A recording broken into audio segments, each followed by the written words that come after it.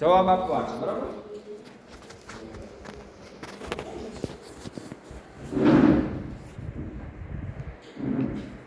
આ વસ્તુને કાંઈ પણ કર્યા વગર ફક્ત છોડી દો તો એ છોડી દેવાની ક્રિયાને આપણે શું નામ આપશું? મુક્તાપતન.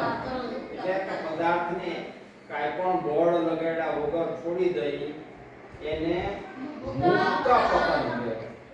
કોઈ પણ પદાર્થને મુક્તાપતન આપીએ તો એ ક્યાં જાય? જમીન ઉપર જાય. શું કામે જમીન ઉપર જાય?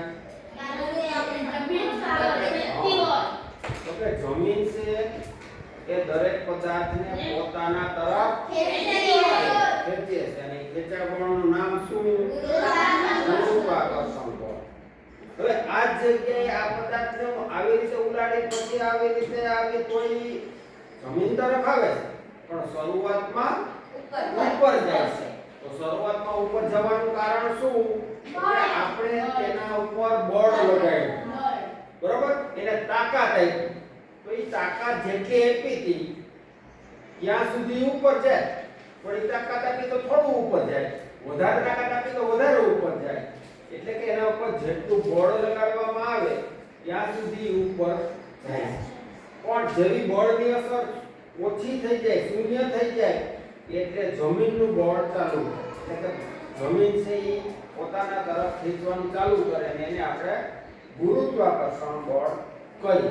તો આ પદાર્થને આ રીતે છોડી દેવામાં આવે તો એ ગતિ કેવી કરે છે? સુરેખ ગતિ. એટલે કે સીધો નીચે પડે છે. એટલે કે સુરેખ ગતિ કરે છે. અને આ સુરેખ ગતિનું ઉદાહરણ, અન્ય ઉદાહરણો આપવા હોય તો કે સુરેખ ગતિ સૂર્ય ઉપરથી આવેલું છે.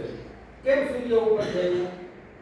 તો કે સૂર્યનું કિરણ છે એ સીધી રેખામાં ગતિ કરી અને પૃથ્વી ઉપર આવે છે બરોબર, એટલે એને ઉપરથી સુરેખ ગતિ એવું નામ આપવામાં આવ્યું. અન્ય ઉદાહરણોની વાત કરવી હોય તો સુરેખ ગતિના અન્ય ઉદાહરણો કે જે હંમેશને માટે સુરેખ ગતિ જ કરતા હોય. તો કે આકાશ ઉપર પ્લેન વહી જાય ને પછી સુરેખ ગતિ કરે. પહેલા તો એ આમથી આમ ત્રાસું હાલશે, પછી આમ સીધું થઈ જશે બરોબર. તો એને પછી સુરેખ ગતિમાં આપણે લઈ શકીએ. અથવા તો ઘણી વખત આ પ્લેન કરતા વધારે સારું ઉદાહરણ છે રોકેટ આવશે. તમે આકાશમાં સફેદ લીટા જોયો હશે ક્યારે રોજની ક્યારે. તો એ રોકેટ લોન્ચ કરવામાં આવ્યું હોય ત્યારે એનો જે ધુવાળો નીકળે છે, રોકેટ આપણને નથી દેખાતું બરોબર, એની પાછળ જે કાંઈ ધુવાળા જેવું થાય છે એ આપણને દેખાય અને આપણે એવું કહી શકીએ કે આકાશમાં જાય છે રોકેટ. તો એ સુરેખ ગતિનું ઉદાહરણ હોઈ શકે. અથવા તો ઘણી વખત એવું થાય કે આકાશમાંથી ઉલ્કાઓ પડે જેને આપણે સળગતા ઉલ્કા શિલા કહીએ, ઉલ્કા કહીએ. ઘણી વખત તારા ખરતા પણ આપણે જોઈએ છે કે તારો પડે છે બરોબર. તો અહીંયા એનું અસ્તિત્વ પૂરું થઈ ગયું છે. હવે આપણે ગતિના ઉદાહરણોની અંદર નજીક આવી. ગતિના ઉદાહરણોની અંદર આપણે બીજું જોઈએ કે આને આપણે સીધું છોડી દઈએ તો એ સુરેખ ગતિ કરે છે બરાબર. પણ આ ગતિ છે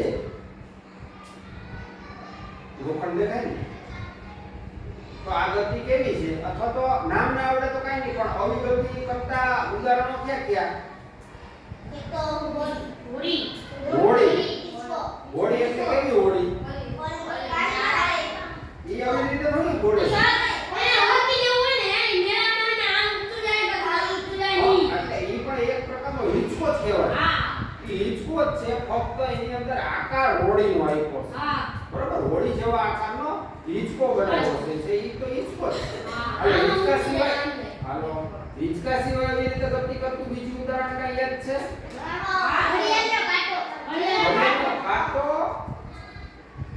ઘડિયાળનું ગોલક. પેલા જૂની ઘડિયાળની અંદર આવી રીતે આવતું ટાક ટાક કરતું બરોબર. તો આ ટાક ટાક કરતું હોય હા, એટલે કે આ રીતે આમ થતું પછી એ થોડું વધી જશે.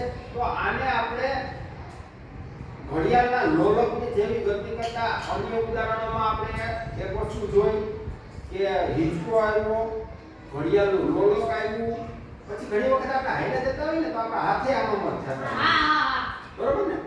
તો આપણા દોડતા હોય ત્યારે હાથ ઓછા થતા હોય, ત્યારે અહીંયા આમ થતા હોય, પણ આમ આપણા હાથ હાલતા હોય ત્યારે થતા હોય, બરોબર? હિંચકાની જેવી ગતિ એમાં પણ આપણને જોવા મળે. સ્ટોપ કરો.